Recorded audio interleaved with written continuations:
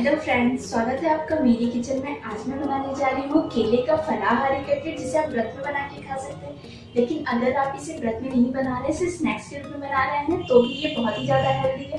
तो आप इसे स्नैक्स के रूप में भी खा सकते हैं। तो चलिए देखिए इसके लिए हमें किन किन चीज़ों की आवश्यकता होगी। व्रत में फलाहारी कटलेट बनाने के लिए मैंने ये 2 कच्चा केला लिया हुआ है, जिसे मैंने छिलके सहित कुकर में 3 सीटी में बॉईल कर लिया है और उसके बाद छिलके निकाल के मैंने इसे ले लिया है।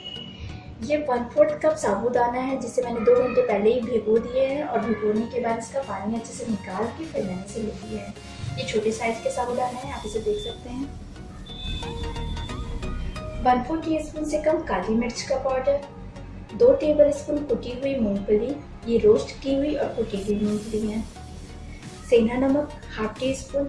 मैं इसे व्रत में बना रही हूँ तो मैं सेंधा नमक का यूज़ कर रही हूँ। अगर आप इसे चाय के साथ बना रहे हैं, टी टाइम स्नैक्स, तो आप इसमें नॉर्मल नमक यानी सादा नमक का भी यूज़ कर सकते हैं।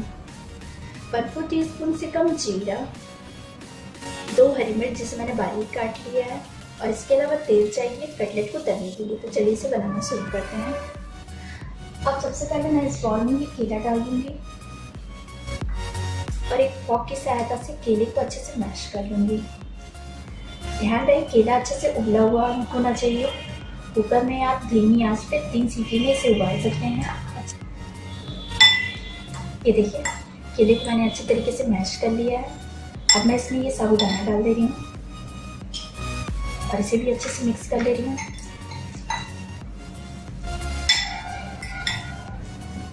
ये देखिए साबूदाना अच्छे से मिक्स हो गया है।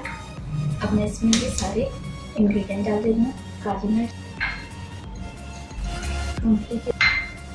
नमक,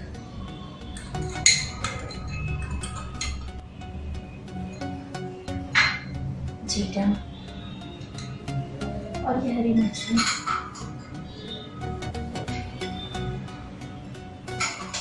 अब इन सारी चीज़ों को अच्छी तरीके से मिक्स कर लेती हूँ।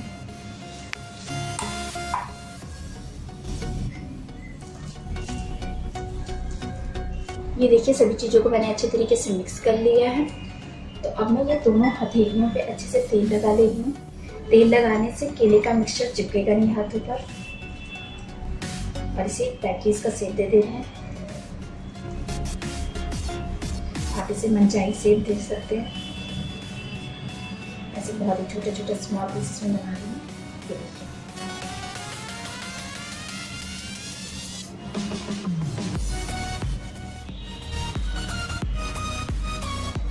ये देखिए मैंने सारे कटलेट को बना के तैयार कर लिया है और मैं ऑयल भी रख दी हूँ गर्म होने के लिए। तो ऑयल गर्म हो रही है, फिर मैं इसे फ्राई कर लूँगी।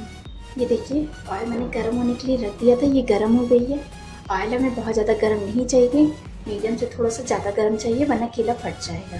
तो ये मीडियम से थोड़ा सा ज़्यादा गर्म हो गई है। तो अब मैं केले को तल लेती हूँ।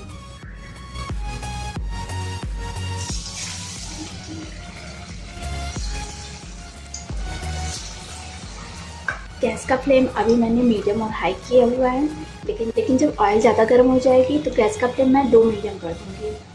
ये फलाहारी कटलेट खाने में बहुत ही ज़्यादा टेस्टी लगता है, तो आप इसे ट्राई कीजिएगा। ये नीचे से कुक हो गई है, तो अब मैं इसे पलट देती हूँ। पलटने के लिए आप बहुत ही आराम से इसे पलटें, क्योंकि केला थोड़ा सा सॉफ्ट होता है आलू की तुलना में, तो ये बहुत जल्दी फट जाएगा। देखिए मैं इसे इधर से पलट के चेक कर लेती हूँ।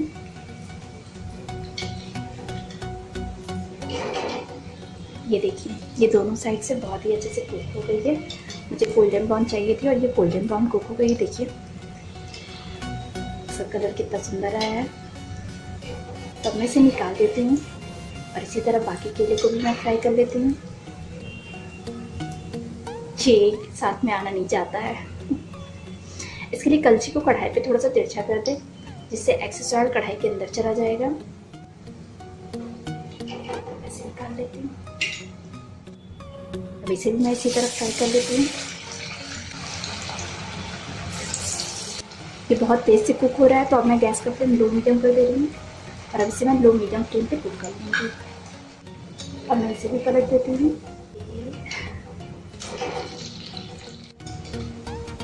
ये देखिए केले कुक हो गया है, तो अब मैं इसे निकाल लेती हूँ और गैस का फ्लेम बंद कर देती हूँ।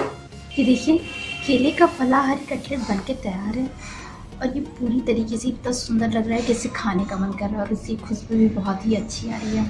तो आप इसे ट्राई कीजिए। रेसिपी पसंद है तो प्लीज़ आप मेरे वीडियो को लाइक और चैनल को सब्सक्राइब करना बिल्कुल भी मत भूलिएगा।